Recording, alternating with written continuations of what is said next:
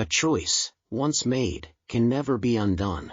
The path to power is paved with madness. Ignoring the safer options, Klein already drank the seer's potion, a decision whispered from the diary of a long-dead emperor. He survived the plunge into the abyss, but returned forever changed, now cursed with spirit vision, a terrible gift that reveals the hidden auras of the world and the chilling entities that lurk just beyond the veil. The shadows only deepened at his first tarot club gathering as a true beyonder. The lost notebook he seeks was revealed to be a relic of the Antigonus family, a clan personally annihilated by the very church he now serves. Suddenly, a simple investigation has become a dance with ancient, deadly secrets, turning potential allies into threats. Armed with a power that shows him the unseen and knowledge that could get him killed, Klein must now learn to act his part, hiding his true nature from his comrades. But his survival has not gone unnoticed. The poet Leonard Mitchell watches him with growing suspicion,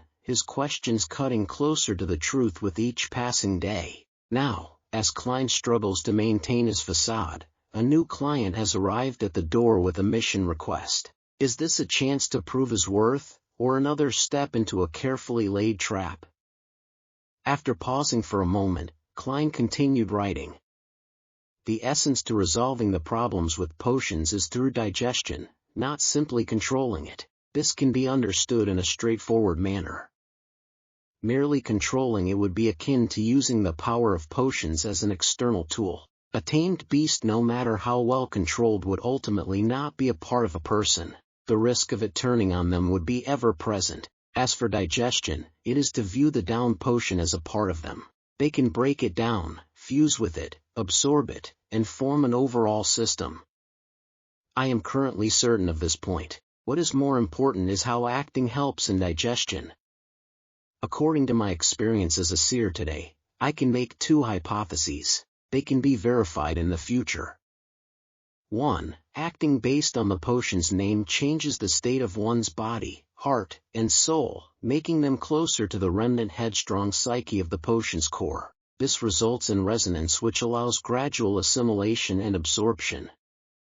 2. The remnant headstrong psyche spirit of the magic medicine might be like a computer with complete defensive mechanisms. If one wishes to attack it and break it down, they will need to find a bug, security hole, or key. The name of the potion provides a corresponding clue. Thus, we can disguise our body, heart, and soul as part of the system through acting, and so we deceive the system's defenses. This line of thought is similar to Emperor Roselle's description. No matter which guess is right, there is no escaping the body, heart, and soul, for they are the only bridge between acting and the power of potions. Klein put down his pen and looked at the paragraph of text. For a moment, he even wanted to thank the education he received from the Foodaholic Empire. No matter if he chose science or engineering for his further education, he was equipped with the basics of logical thought. Otherwise, there was no way he could have become a keyboard warrior, nor would he have been able to analyze his current situation. Klein guessed. Acting might have an effect, but we'll have to wait and see for the specifics. After that, he wrote down a second question. Why would a seer, being more well-learned and professional in the domain of mysticism, be lacking in means when it comes to direct combat? Wouldn't being more well-learned and professional make a seer even more powerful, giving them the ability to discover a way to defeat their enemies? The reasons could be.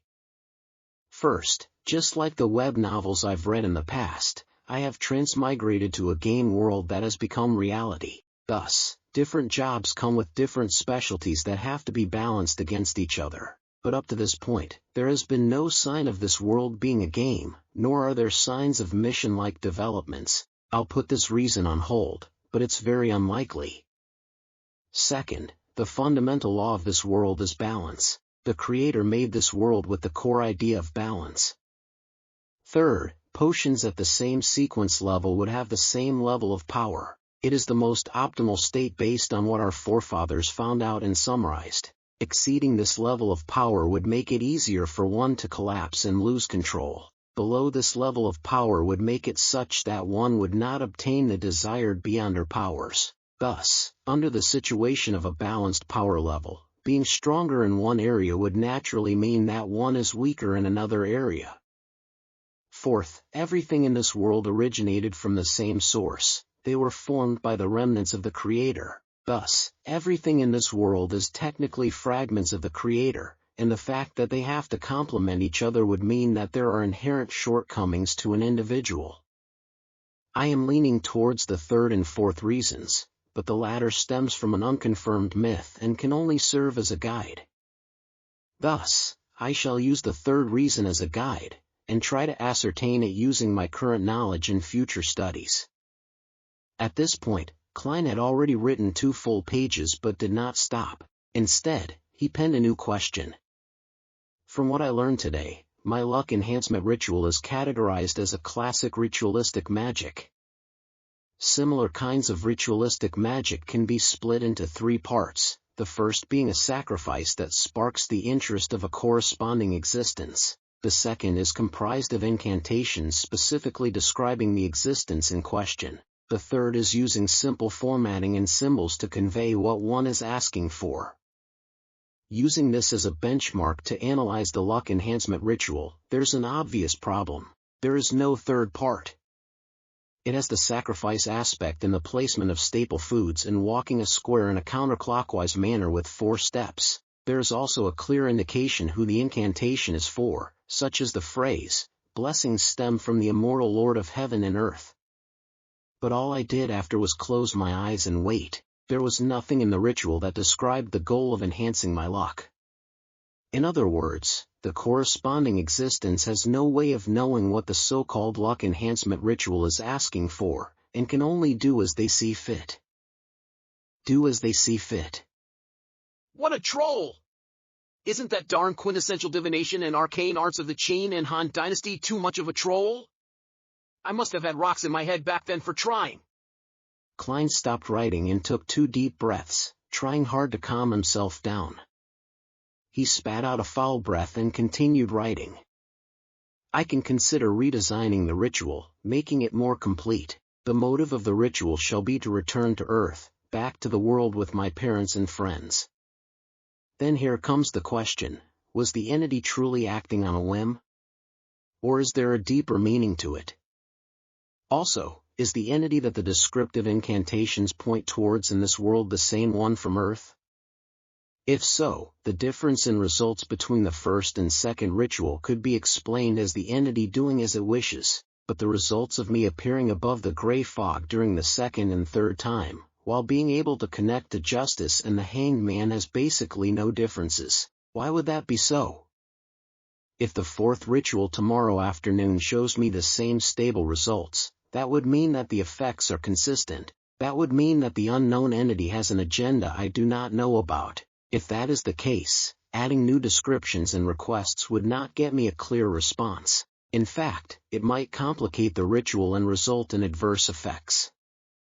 Would the difference between the first ritual and the subsequent rituals, under the premise that the entity I called upon is the same one, mean that the results would be different depending on the world I'm in? It is like I am using a different interface. Then how can I design it to obtain my desired outcome? If I think that the entities behind the first and subsequent rituals are different, some of the questions can be perfectly answered, but similarly, the stability of the results in the second and third rituals would mean that the entity I am praying to has a certain agenda, and there is no way I can change that for the time being.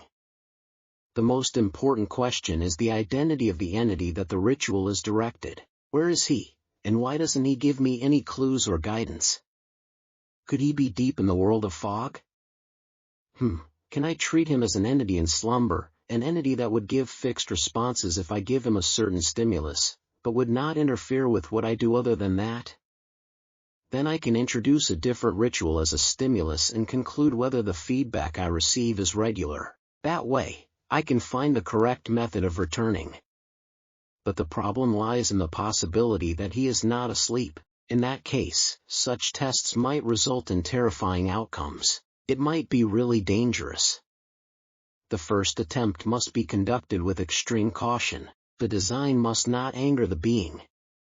What a headache. I need more knowledge. Klein sighed and gave a summary. Finally, he wrote down other miscellaneous items. There are always formless voices resonating in my ears, shouting Hornaces and... was it saying Phrygia or Phagria? Hornaces is the mountain range dividing the Lone Kingdom and the Intis Republic. Its main peak is 6,000 meters above sea level.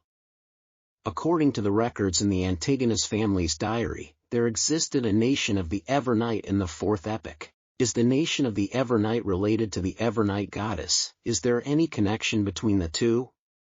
Are they allies or enemies? Was the Antigonus family obliterated by the Church of the Evernight goddess due to nation of the Evernight? Did I hear murmurings coming from the diary, from the howls of the Antigonus family over 1 or 2,000 years? What then does Phrygia, Phlegria mean? An interesting question. To be able to leave behind such a diary, to leave behind sealed artifact 2-049 implies that the Antigonus family had possession of a relatively powerful beyond her power. If that is so, which sequence did they possess? Was it complete or not complete? My realization that the diary is in the hands of Ray Bieber was a bit of a coincidence, but without any indication of it being arranged, could my fate really be tied up with that diary's? His ideas were penned on the pieces of paper. Klein tried his best to write down the events he had experienced and his guesses about their meaning. He wrote a total of 4 pages on both sides of each paper. With a sharp tearing sound, Klein suddenly tore off the 4 pages and read them from top to bottom, sometimes marking certain sections with his pen, adding a few sentences at other times. Time flew quickly. The crimson moon was temporarily covered by dark clouds. Klein picked up the pocket watch on the table, snapped it open, and looked at the time. He put down the watch and took out a box of matches from his drawer. He lit one and brought it close to the 4 pages of notes. The orange flame ignited the edges of the paper and quickly spread. Klein placed the notes on top of the wooden dustbin and watched the ashes drop.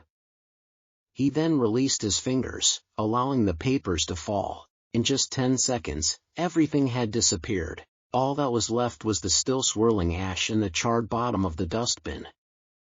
As there was Emperor Roselle's secret diary in this world, Klein did not dare leave behind any evidence that he knew how to write Chinese. If old Neil and the rest discovered the 4 pieces of paper he wrote, he would have no idea how to explain the matter.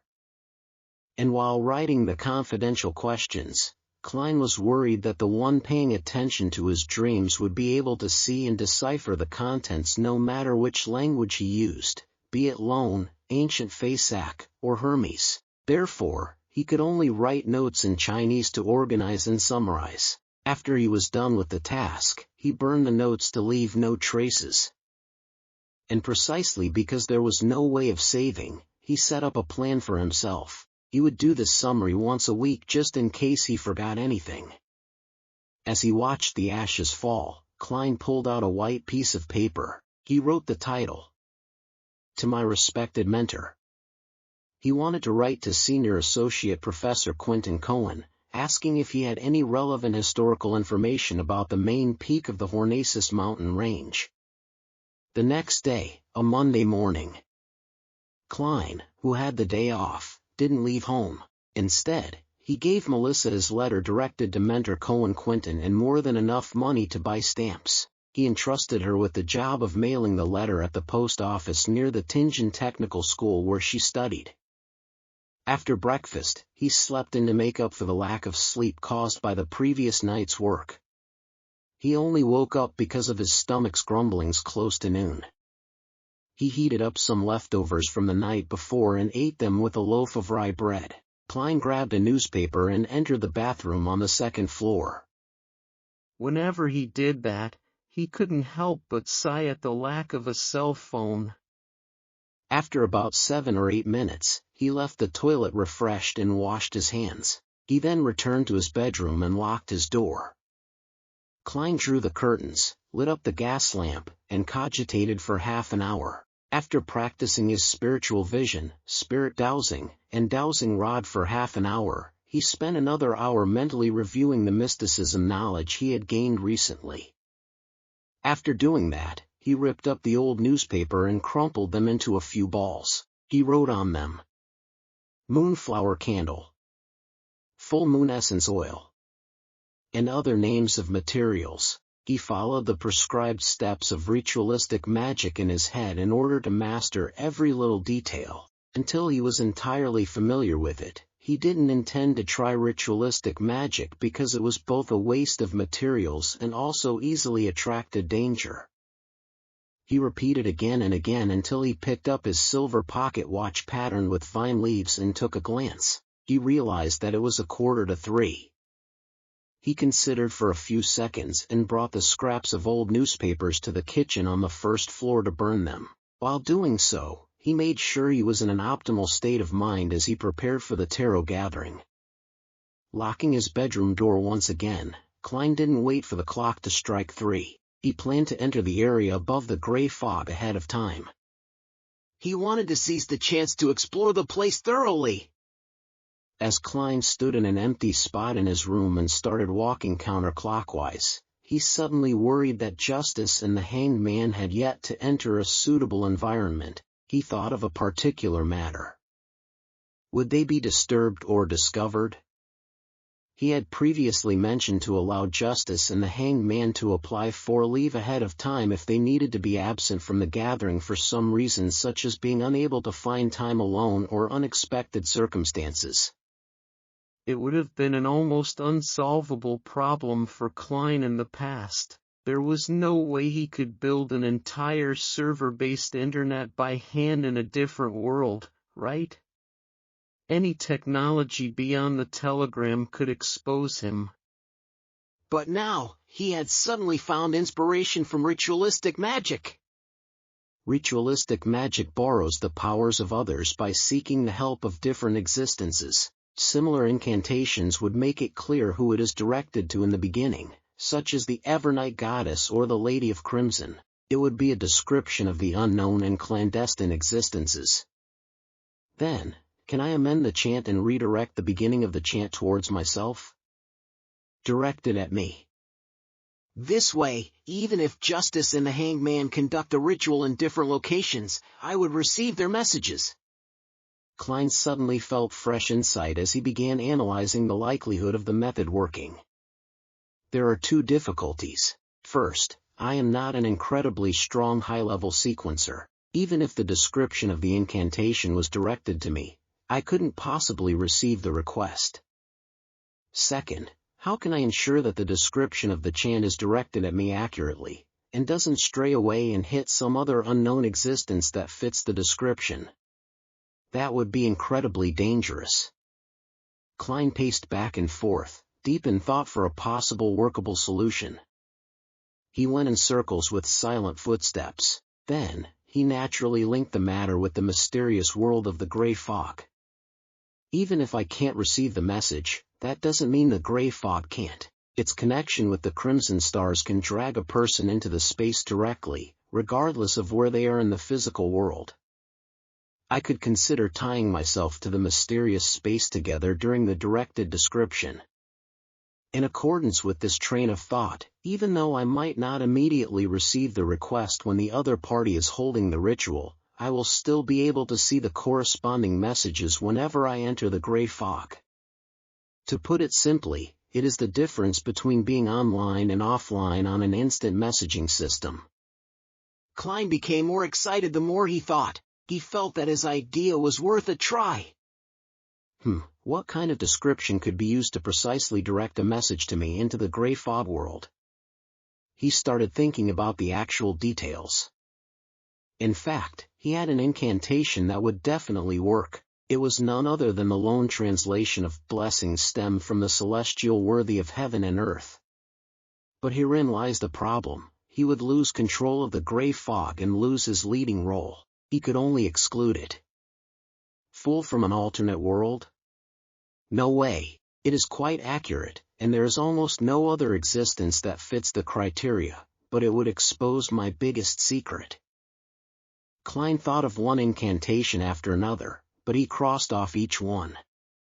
After about 7 to 8 minutes, he finally decided on the description of the first paragraph that directed to him.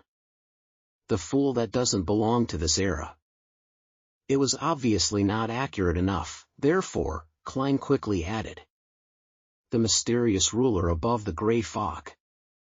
The combination of the two lines practically limited it to him. Furthermore, he had tied the gray fog to him. It's still a little short. I cannot eliminate the possibility that there are multiple spaces and rulers above the gray fog. I cannot eliminate the fact that the description might be directed to the spirit world. Klein creased his eyebrows and planned on making it more certain. He thought for a full minute and finally decided on the last part of the description. The king of yellow and black who wields good luck. It shared a similar meaning to blessings stem from the exalted the arch of heaven and earth. If the incantation purely depended on that part of the description, it might end up being directed away and provoking unknown dangerous existences, but with the first two lines as a limitation, and his experience of arriving above the fog through a similar incantation, he believed that the target's description could result in a perfect lock-on. Klein wasn't sure if casting the ritualistic magic with those three descriptions would be effective, but he was definite that it would not attract the attention of another existence, it wouldn't throw justice and the hanged man into danger. Klein heaved out a long sigh and recited the incantation that he had decided upon. The fool that doesn't belong to this era, you are the mysterious ruler above the gray fog, you are the king of yellow and black who wields good luck.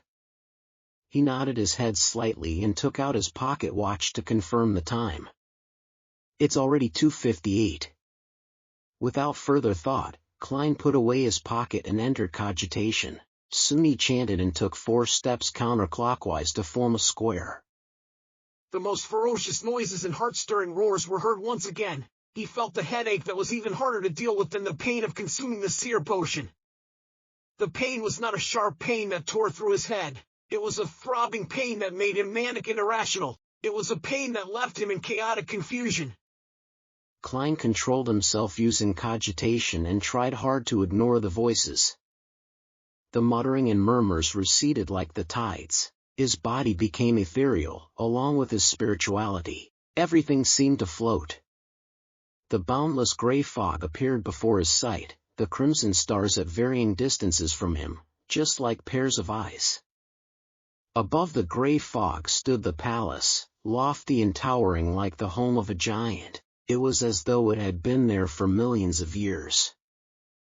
All Klein did was will it, and he disappeared from where he was, reappearing at the seat of honor at the long bronze table with 22 high-backed chairs. Klein muttered. The effect of the ritual is definitely fixed. He tapped his glabella gently and allowed the fog to engulf him, one thicker than before. According to the description of the hanged man, if Justice had become a spectator, it would be best not to reveal any of his tics before her. Without any time for exploring, Klein extended his right hand and formed an invisible connection, connecting him to the 2 familiar crimson stars. On the roaring blue waves of the Sonia Sea, an ancient sailboat was sailing with the wind. Alger Wilson locked himself in the captain's cabin and made Ghost Ship provide him the best protection. He opened the pocket watch before him and laid it next to the brass sextant. The steady ticking of the clock exuded nervousness. When the hour hand, minute hand, and second hand aligned, there was an explosion of crimson before Alger Wilson. It ignored the layers and layers of protection he had placed over himself. His sigh reverberated across the captain's room. Backlund, Empress Burrow. Audrey Hall laid against a down feather pillow and glanced at the yellow paper in her hand. Her gem-like eyes looked like they had 2 souls spiraling slowly in them. Her gaze was calm and cool, as if she were waiting for a play to begin. As the crimson red erupted, she looked at herself being swallowed with complete detachment. Above the gray fog, in the magnificent palace, on the ancient and mottled long bronze table, Klein, who had already activated his spiritual vision, looked over when Audrey Hall's figure began to form. He was not surprised to see that the colors deep in her aura had blended together. It became pure and serene, like a lake that was clear and reflective. She really did become a beyonder. Klein was just about to move his gaze away when he suddenly saw the chair belonging to Miss Justice change. The bright stars on the back of the chair moved swiftly, forming an illusory constellation that didn't belong to reality. That constellation was familiar to Klein because it was one of the symbols of mysticism. It was a symbol that represented Giant Dragon. Spectator. Giant Dragon. Klein restrained himself from shaking his head and looked over at the back of the hanged man's chair. Typically speaking, it was impossible for him to see the back of the chair from his angle, but this was where he was in control. Everything presented itself according to his will. The constellation on the back of the chair had not changed, but since Klein had grasped the basics of mysticism, he wasn't as ignorant as before. He could recognize that it was the symbol of windstorm. Sailor. Keeper of the sea. Windstorm. That's reasonable. The color deep in the hanged man's aura is much purer than it was. Has he leveled up? Oh yeah, what about the symbol behind my chair? Klein suppressed his impulse to look, rapped the edge of the long table thrice just like before, and smiled as he said, "Congratulations, Miss Justice, you are a beyonder now." He can tell straight away? Audrey was stunned and smiled faintly, saying, "Thank you, Mr. Fool, and thank you, Mr. Hanged Man." Alger Wilson said honestly, "That was much faster than I thought." Klein didn't continue the topic but tapped his glabella and said with a smile, "Lady, sir, have either of you found Roselle's diary?" Upon hearing the fool's question, Audrey did not immediately answer like in the past. Instead, she widened her crystalline eyes and glanced at the hanged man with a scrutinous attitude. Alger subconsciously subdued his body motions. After a few seconds of silence, he said, "I found 2 pages of the Emperor Roselle's diary and have memorized their contents." Audrey, whose vision was obscured by the fog, said as though she was removed from the conversation. "I have 1 page." Klein said. "Pretty good." His voice not revealing his joy or disappointment. He felt joy as there were 3 full pages, but disappointment also because there were only 3 pages. Their initial search for the diary was definitely easier, for all they had to do was ask through their connections and channels they were already familiar with. Collecting the pages would become more and more difficult as time went on as it would involve more and more elements. Audrey inquired with a calm tone. "Should we express them now?" Klein simply nodded. Yes. He maintained his posture without any change. He had to be cautious in front of a spectator. As he finished his sentence, pieces of yellowish-brown goatskin parchment and dark red fountain pens appeared in front of Audrey and Alger. The 2 of them picked up their pens and started to recall the symbols they had seen. They also infused the emotions of expressing them out. Silently, lines of text appeared on the goatskin. Some of them appeared proper, some delicate, others slanted. In a mere minute, the contents that Alger and Audrey had forcibly memorized were all written. Klein willed the 3 pieces of parchment into his hands. He gave the pages a cursory glance and realized that some of the grammar was wrong. There were also missing and wrong words in the content. But experimentation had proved that incorrect sequencing of words to some extent did not affect the overall comprehension of Chinese. Klein was also not afraid of missing words since he often read web novels filled with censored asterisks. April 8th. I stood at the bow of Black King and stretched my arms, saying to Grimm and Edwards, "My fortune is yours for the taking, but you'll have to find it first. I left everything I own at the ends of the fog sea." They did not understand my humor at all and even asked if I really had other treasures. How boring! You can't be my 4 horsemen of the apocalypse if you keep at that. April 11th. I discovered a nameless island that was not on a safe sea route. There are a good number of extraordinary animals there. No, I prefer calling them extraordinary beings, it feels more impressive that way. Other than that, there are several weird creatures on the island. I believe that if Darwin had been transmigrated there is no way he could have written his theory of evolution. April 15th. Grimm has suddenly become a little odd. Has he been infected by something? When did Emperor Roselle, who was born in the Intis Kingdom, set off on a voyage? The Fog Sea should be the sea west of the Intis Republic. Yeah, I need to use historical information from the library to cross-reference this. Klein quickly finished reading a page, casting his gaze to the back of the piece of paper. At this point, he no longer hid the fact that he could decipher Emperor Roselle's secret symbols, since this ability fitted the persona and status of the fool. Audrey and Alger did not speak. They waited silently, as if unsurprised by such a revelation. In fact, they even believed that it was only right. October 2nd. They actually wanted me to marry Matilda from the Abel family without even consulting me first. Heavens, I have not even met her. No, I must decline. Even if I were to run away from home and survive on my own and suffer the vicissitudes of life, I must fight against this marriage. October 5th. Miss Matilda is really pretty. October 6th. Her personality and her demeanor is just my type. I am starting to look forward to the marriage. Hey, Emperor, where's your integrity? Klein leaned back into his seat, not allowing his emotions to pass through the fog. He realized that Gustav did not write in his diary every day early on. Most of the time, he would only write in the diary when there were certain events that he needed to lampoon, record, or to vent his emotions. He shifted his gaze downward. Klein looked at the last sentence of his page. October 9th. They actually called me the son of the steam. I like that very much.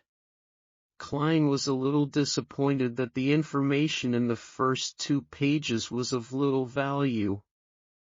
But he did not turn sullen. He moved the 3rd page to the top. This page had content written on both sides of the paper. May 21st. The Church of the God of Craftsmanship gave me 2 choices, 2 beginning sequence pathways. One of them is the Savant. It is a complete sequence pathway they possess. The other is Mystery Prior, which they obtained from the Moses Ascetic Order, but it lacks the higher sequences. May 22nd. My choice was easy, Savant. The Savant has a complete sequence pathway. Although wielding more information on mysticism can aid my return home, the problem is that if I am not strong enough, there is a need to acquire external help for transmigration, and I do not know if this external entity would be good or bad, benevolent or malicious. I cannot control it, and thus it could be very dangerous. In that case, why not strengthen myself and return by relying on my own powers? Thus, the complete sequence was the most important factor in my considerations. May 23rd. I have become a savant. With the power of the potion, I actually recalled all the knowledge I had learned in the past, such as physics, chemistry, etc. I have not only recalled the knowledge, but I understand it more deeply, as well as its possible applications and implications. With a chuckle, he wrote, "This is a job specially tailored for a transmigrator like me from an alternate realm. I will be able to express my advantage to the greatest extent. I have to say that if I were to return in my present state to the 3rd year of high school, I would definitely become top scholar. If I could further specialize in an area, it wouldn't even be too hard for me to become a scientist." May 26th. I am enjoying my status as a savant. Something odd worth mentioning. When I address myself as a savant, doing things that are in line with this role, the murmurings that drive me crazy become considerably softer. I have also been able to control my occasional temper outbursts. I have also recalled the matter regarding the diary. Is this that acting that the mysterious Mr. Zaratul mentioned? This could be key in resolving the side effects posed by potions. As Klein read the diary page, he had a deep realization that there was a fundamental difference between how he and Emperor Roselle did things. For example, regarding the matter of returning home, Klein considered grasping in-depth knowledge of mysticism to avoid risks and accomplish his goal, while Emperor Roselle preferred to rely on himself and face the risk. Sighing a little, Klein thought. I have to say, I envy people like that sometimes. Perhaps everyone yearns for something they do not possess. Of course, I also have to consider strengthening myself. Both of these are important. The description provided by Emperor Roselle about acting instilled Klein with confidence that the conclusion he made about acting yesterday was more or less correct. He put the 3 diary pages down, looked up at Justice and the hanged man. He smiled and said, "My apologies, I was too absorbed in reading them." Audrey calmed the envy in her heart and smiled faintly. I can understand. I hope to one day be able to exchange information about the diary's contents. Klein smiled and glanced at Justice, then swept his gaze towards the silent hanged man. That will require a price. Audrey put her palms together and placed them in front of her. Mr. Fool, Mr. Hanged Man, I have 3 questions to ask. If you think that the answers warrant a high price, tell me what you want. I will try my best to seek it. Alger answered succinctly. No problem. Klein nodded and leaned back further, making himself comfortable. Audrey thought for a few seconds and said, The first question is, what does acting really mean? I realize that the remnant psyche in the potion has minute effects on me. Is that because I've been acting as a spectator all this while? Alger did not speak. Instead, he looked at the fool, as though waiting for him to give an answer. Klein rubbed his finger on the edge of the table and said in a relaxed tone, Let me explain this with an analogy. Imagine the core powers of your potion as a tightly guarded castle. The remnants of the psyche that can cause a lashback resides within that castle. Our goal is to get rid of it and become the true master of the castle. There are 2 ways we can do that. The first is to forcefully invade the castle. There is no guarantee that this will work, and you will most definitely injure yourself unless you can suppress it with absolute power. But of course, we are not equipped to do that. The second way is to get the owner of the castle to extend an invitation. This invitation can allow us to slide through the scrutiny of the guards and infiltrate the castle. We can then easily finish off the enemies. But the problem lies in the fact that this invitation specifies the facial features and characteristics of the guest. Thus, we have to disguise ourselves and act as the guest. Do you understand? Alger immediately asked, as if he had anticipated this reply. Then the aforementioned invitation is the name of the potion sequence? Klein answered with great affirmation. That's right. Audrey froze for a moment, having the sudden feeling that she completely understood what acting meant. She immediately exited her spectator state due to her excitement. She praised in joy. What an exceptional method. I think it fits your title. Its style is very compatible with the fool. I would never have believed that acting would have such an effect. Luckily, I have been acting as a spectator the past few days. She paused for a moment before saying, I think that this is a very valuable answer. My heart is not at ease accepting it for nothing. Mr. Fool, what do you need in exchange? Of course, I still remember that I owe you a page of Emperor Roselle's diary. Klein paused for a moment. More pages of Roselle's diary, or... He had wanted to get information about the sequence regarding the seer but felt that such a low-level request would ruin the mystical image of the fool. Thus, he chose to give up on it and planned to ask them discreetly some other day. He consoled himself and added on without expression. I just advanced recently and have yet to completely digest the seer potion. Anything regarding the Antigonus family, even if I'm already aware of them myself. Alger remained silent for a few seconds. He looked at the top of the long bronze table for a moment before slowly opening his mouth. Mr. Fool, I believe I can pay you back immediately with the information you requested just now. Klein tried to maintain his unchanging deep tone. No problem. He rested his left elbow on the armrest of his chair and supported his forehead slightly with his fingers, posing as though he was listening calmly. Alger deliberated over his words and said, The Antigonus is an ancient family. Their history can be traced back to the Cataclysm epoch before the Fourth Epoch and is related to the Second Blasphemy Slate.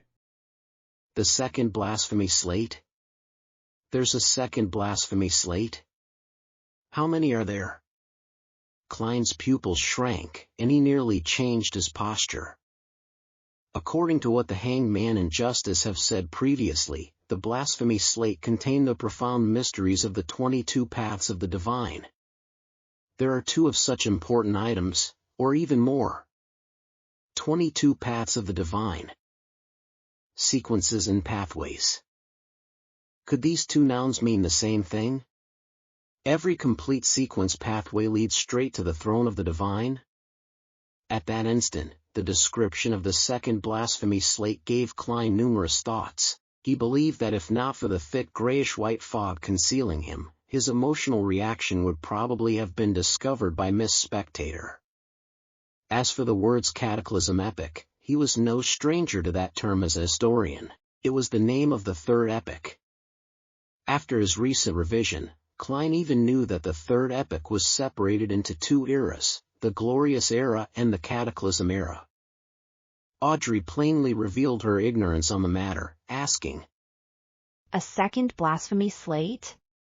Before she calmed her emotions, she returned to her spectator state. Nice question. Klein secretly cheered for Miss Justice. It was a question inconvenient for him to ask as the fool. Alger stole a glance at the fool and noticed that his posture remained the same, nor did he make a sound. Hence, he thought and answered. The first blasphemy slate appeared in the Dark Epic, which is the second epic where we humans struggle to survive under the protection of gods. The second blasphemy slate appeared at the end of the third epic. It could even be said that its appearance symbolized the end of the Cataclysm epic. The content of the 2 blasphemy slates is kept secret by the 7 major churches. I only know bits and pieces of it. I only know that they involve the pathways to godhood, but I am not sure of the differences between them. Audrey asked curiously. Was the blasphemy slate that Emperor Roselle saw the first or the second? Upon hearing that, Klein recalled what Alger said about the potion names during the first gathering. He said that the names of the sequence potions were derived from the blasphemy slate. Similarly, Captain had also mentioned that the formation and completion of the potion system was thanks to the birth of the blasphemy slate. That indirectly confirms that the pathways to godhood are the sequence pathway. Klein answered his earlier question silently. Then Alger simply replied. The second one. The glint in Audrey's eyes diminished and she returned to her spectator state. She did not continue asking questions. Instead, all she did was focus her gaze on the hanged man. It was obvious that her scrutiny made Alger uncomfortable, but he suppressed the emotions within him. He lowered his voice and continued. During the Solomon dynasty in the fourth epoch, although the Antigonus family was considered an illustrious part of the aristocracy, they didn't do anything very memorable until they supported the establishment of the Tudor Empire. They then stood right in the middle of the stage of northern continent. In that period, Antigonus, Ammon, Abraham, Jacob, and others were illustrious names of the human kingdom. However, after the War of the Four Sovereigns, the blood emperor from the Tudor Empire perished. They fell from the top of their pedestal and are now hunted by the 7 gods. I am not sure about the actual process, but I do know that the Antigonus family was destroyed at the hands of the Church of the Evernight Goddess. Mr. Fool, if you'd like to know more, I am afraid that you can only obtain the information from the Church of the Evernight Goddess or from the few ancient secret organizations. You know which few I am referring to. Klein nodded while feeling bitter inside. I don't. Okay. The secret order is one. Captain and Old Neil mentioned the Moses ascetic order. I wonder if the psychology alchemists count. While he mentally checked off the candidates, Alger provided him with the last bits of information. I similarly have no idea which sequence pathways the Antigonus family held. There are only 2 adjectives that appear repetitively in the descriptions of the Antigonus family, and those are strange and terrifying. Strange and terrifying. Thinking back to the notebook, the original Klein and his classmates, and what happened to Ray Bieber's mother, it really is aptly worded. Klein continuously rapped the edge of the long table with the tip of his finger a couple of times. Then, he slowly began to speak. Very well, I am satisfied with the payment. The reason he continuously rapped the long table lightly with his fingers was to emphasize the action, to make Justice and the hanged man believe that he had a habit of rapping in order to conceal the fact that the same motion was used to activate and deactivate his spirit vision. Alger did not say anything else. It's my pleasure. Audrey took a look at the hanged man and then the fool. She smiled faintly and said, Then, I shall ask the second question. What is the name of the subsequent potion for Spectator? Where can I find the clues? I'd also like to ask so straightforwardly, but different choices lead to different difficulties. Klein did not speak but cast his gaze towards the hanged man. Alger remained silent for a few seconds before saying, I'll answer the question for free because I led you on this pathway. The subsequent sequence for Spectator is sequence 8 telepathic. The ancient name of sequence 7 is psychoanalyst but is called psychiatrist now. This is what I found out from a member of the psychology alchemists. I think they should have quite a number of potion formulas for this pathway. Psychology alchemists. Spirit Medium Daily was rather approving of their theory, but Captain thought of them as evil and crazy. Klein listened while in deep thought. Asked Audrey as her eyes beamed with joy. Do you know the whereabouts of that particular psychology alchemist's member? Be it telepathic or psychiatrist, both names appealed to her aesthetics. Alger gave a rare laugh. I do. He's immersed in the seas around Sonia Island. I sank him with my own hands. If you would like to look for the psychology alchemists, I have to apologize since I severed the clues. He was not worried that Justice would find his identity through his description because he did that on his own, out of the public eye. Audrey was at a loss how to reply or what expression to wear. Sank. She drew a deep breath and suddenly failed to maintain her spectator state. She asked bashfully, The third question. If, and I'm saying if, a normal animal were to drink a sequence 9 potion, what would happen? What kind of a question is that? Klein tapped his glabella unnoticeably with his finger that was supporting his forehead. Very quickly, he saw the changes in color and noticed that Audrey's emotions had turned frantic, nervous, and a little ashamed. Could she have done something that stupid? Klein was astounded, but didn't find it strange. After the past 2 gatherings, he was certain that Miss Justice was quite an airhead. The hanged man, Alger, was obviously dumbfounded as well. He took a while to reply. Normal animals do not have the brains of humans. They wouldn't be able to learn cogitation in a timely manner. Therefore, it would most likely lead to immediate death or a breakdown into a monster. However, if they survived the initial ingestion of the potion, they should become an extraordinary creature. If the potion has the ability to enhance their intelligence, they can even become smarter. Audrey breathed out a silent sigh and nodded while saying with a relaxed tone, All right. I have no other questions. Alger considered for a moment and did not mention matters regarding the Aurora Order or the listener. Similarly, he shook his head and said, Nor do I. Klein didn't change his posture but said with a smile, I have something. It will require your cooperation. He had yet to turn off his spirit vision, and he immediately saw that the hanged man was showing signs of nervousness, while Miss Justice was too simple-minded to show fear or carefulness. Before they could reply, Klein comforted them. Don't worry, it's trivial. If it succeeds, it will be beneficial to you, so I wouldn't be paying extra remuneration. Audrey instinctively entered the spectator state, but she couldn't see through the thick gray fog engulfing the fool. Go ahead. Alger replied, steadying himself. As you will. Klein moved his fingers and smiled when he said. Previously, I said that we would do some experiments to enable you to ask for a leave of absence. That way, you do not have to worry if you have to be somewhere inappropriate on a Monday afternoon. Audrey loosened her tightly knitted eyebrows. That's our wish. Alger thought and said. What do you need us to do? You could try a piece of ritualistic magic during your free time. It need not be too formal, as long as you are in an environment that won't be disturbed. Put 4 brand new candles on an altar, placed on 4 corners respectively. It's best if they are candles with a sandalwood scent. Put a loaf of white bread near the candle on the top left corner, a bowl of phenopotter noodles near the candle on the top right corner, paella by the candle on the bottom left corner, and a desi pie by the candle on the bottom right corner. Use a silver knife to make a sealed spiritual environment. Klein described his modified version of the luck enhancement ritual and taught Miss Justice how to create a spiritual environment for free.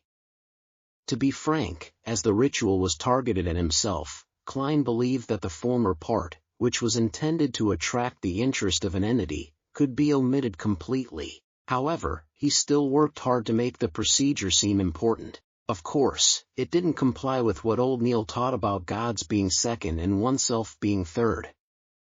Mix moonflowers, gold mint, slumber flowers, fingered citron, and rock rose together, then distill it. Extract it for its essential oil, then pour a drop onto each candle. Audrey listened with piqued interest as she recorded all that he said. When he was done, she asked. What about the incantation? Mr. Fool, what's the corresponding incantation? Alger stopped writing with the fountain pen in his hand as well. He turned his head to look at the fool. Klein, who was immersed in the gray fog, tapped the edge of the long table with his finger lightly and said calmly and monotonously in Hermes. The fool that doesn't belong to this era, you are the mysterious ruler above the gray fog, you are the king of yellow and black who wields good luck. The fool that doesn't belong to this era. The mysterious ruler above the gray fog. King of yellow and black who wields good luck. Audrey Hall recited the 3 descriptions to herself silently. She suddenly felt a tumultuous wave of emotion go through her, preventing her from maintaining her spectator state. As an aficionado of mysticism, she had learned Hermes that was used in rituals and had tested out the rituals that fellow noble aficionados mentioned in private gatherings before she was pulled into the gray fog or made formal contact with beyond her powers. None of those rituals had any effects, but they had given Audrey a basic understanding of the structure of incantations. Thus, she knew clearly what these 3 incantations described and signified. The descriptions usually described one of the 7 gods that looked over this world. Thus, the fool's incantation was claiming status equal to the Lady of Crimson, Mother of the Secrets, and the Empress of Disaster and Horror. Is Mr. Fool the unknown, mysterious, powerful, godlike entity that Klein spoke of? The source of danger that we must avoid in rituals? Audrey quickly recalled the comments made during the strange rituals which she and her friends did not dare attempt back then. She was momentarily at a loss for words. Alger Wilson, who knew and understood much more than Audrey, shivered from the bottom of his heart. If the ritualistic magic which Mr. Fool designed truly points to him to allow him to accept our requests, we would have to be addressing him with him. He's to be addressed in the 3rd person, which is reserved for gods. How lucky, how smart I was to act in concert with him and not do anything foolish. Even when I was testing him, I did not step beyond the boundaries of normalcy. Could he perhaps be an ancient, mysterious, horrifying existence, only that he does not appear before us in his true form and name? The primordial demoness, the hidden sage, or the true creator which many mysterious churches believe in? Alger understood that the fool he was looking at now might not be his true form. He might not even have a gender or be a humanoid creature. Klein propped his forehead up with one hand and tapped on the table with the other hand. he acutely noticed the changes happening to the hanged man in justice. But he acted as though nothing happened, as if everything was within his expectations. He continued without any care. I pray for your help. I pray for your loving grace. I pray for you to give me a good dream. Moonflower, an herb that belongs to the red moon, please bestow your powers to my incantation. Fingered citron, an herb that belongs to the sun, please bestow your powers to my incantation. He finished describing the incantations that belonged to another type of ritual. After he was done, he smiled. Lady, sir, have you memorized it? Audrey exhaled. Ah. She quickly covered her mouth and recalled seriously. With her improved memory as a spectator, she quickly processed the information and repeated the incantations as a form of confirmation.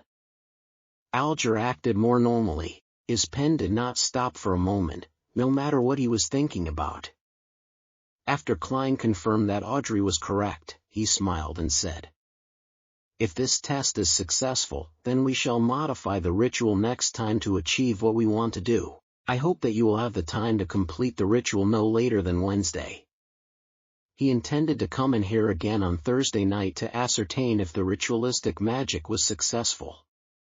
As for why he did not allow the hanged man in justice to directly request a leave of absence, Klein was worried that he would be unable to discern if the results were from them asking for leave or merely the outcome of an attempt of the ritualistic magic. Was he to pull them into the gathering if that happened? Audrey and Alger replied respectfully, collecting themselves. By your will.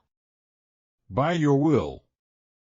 Klein gave a hand gesture signaling for someone to start.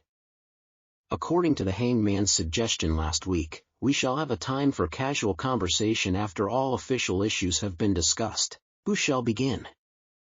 Audrey sighed and said, Mr. Fool, the suggestion you made regarding the exam selection and the separation between civil and political matters has received the approval of many members of Parliament. Perhaps it could become a reality. Of course, with the efficiency of this government, the bill will only appear half a year from now at the earliest. She was not worried that the hanged man would track her down using this piece of information. She had intentionally and intermittently dropped hints and guided those proud wives to think that they had conceived the idea. Those ladies had rushed to tell their husbands, their fathers, and their brothers. At that moment Audrey felt as though she was watching a flock of golden peacocks showcasing their tail feathers. She believed that those women would drill it in themselves that they came up with the idea to claim the glory for themselves. They would soon forget about what Audrey's role in the matter was, fighting among themselves to see who thought of the suggestion first. Using this remarkable way to change the system of a kingdom gave Audrey a weird sense of satisfaction, as if she had found a way for a spectator to influence the plot of a play. Alger replied sarcastically. Let's hope so.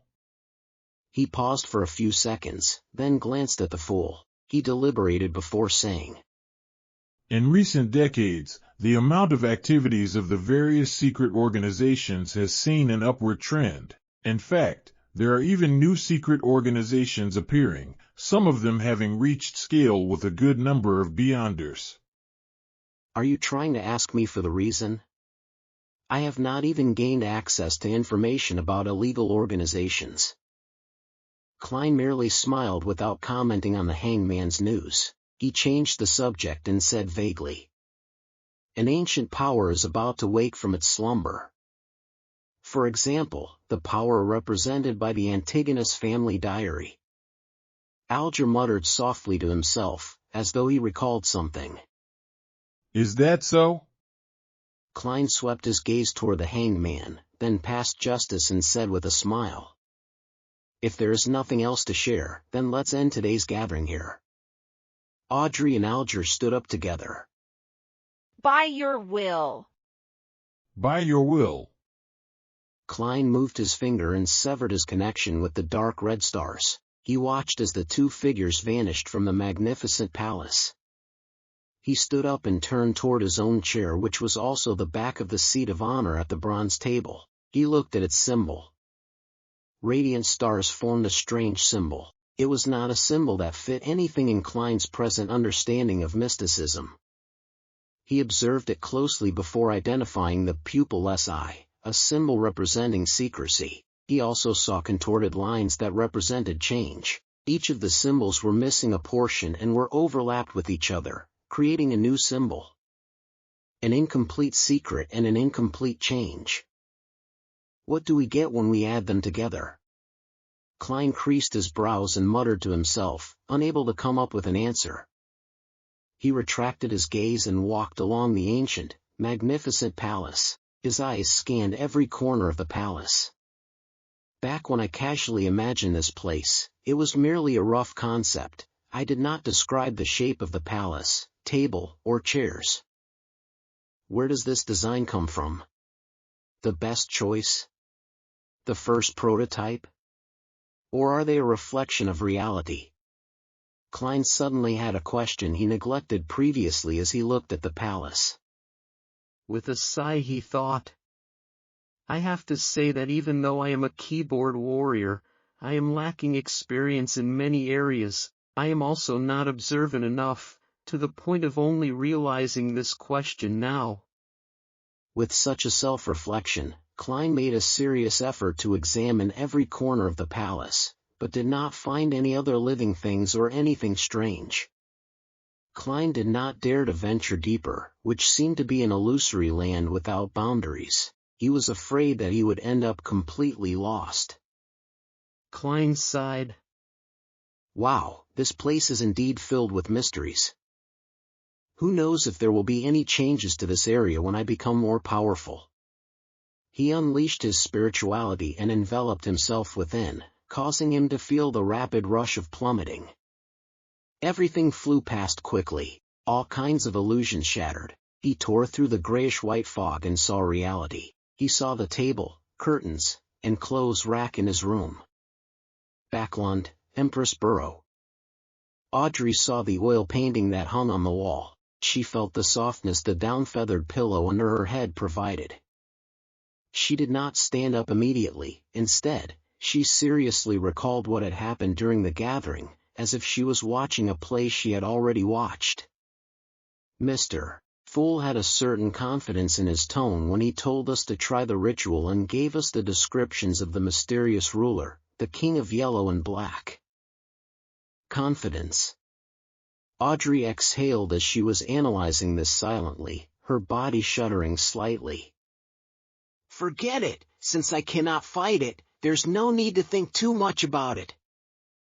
Mr. Fool has always appeared friendly. He should be an entity that has a respect for order. Audrey's mood improved rapidly. She thought about her acting and the weakening backlash of the potion. She hummed a merry tune and got off her bed. She walked toward the door and adjusted her state of mind, taking on her state as a spectator.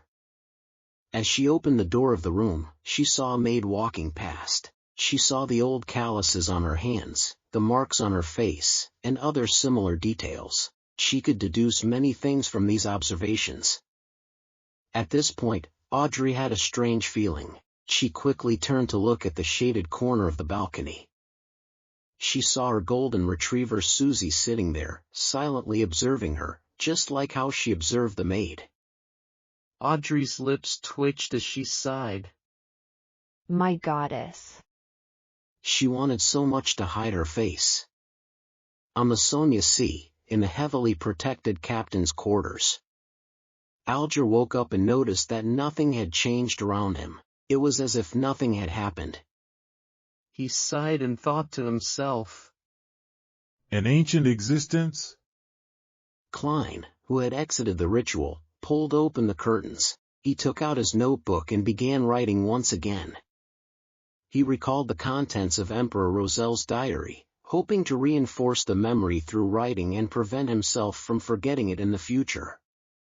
Klein reread the notes several times after he finished writing. Finally, he tore the notes up and incinerated them. I shouldn't forget the most salient points if I do this once a week, but with time and the increasing complexity of my missions. How unfortunate, I do not have better ideas for the time being. I have not learned any cryptography. Klein collected himself and stretched his neck. He planned on heading to the divination club. A seer was defined differently by different people. No one could say that another person's methods were wrong. So, Klein, who did not know which kind of seer fit the requirements of the potion, could only correct it as he experimented to ascertain which one was the best fit.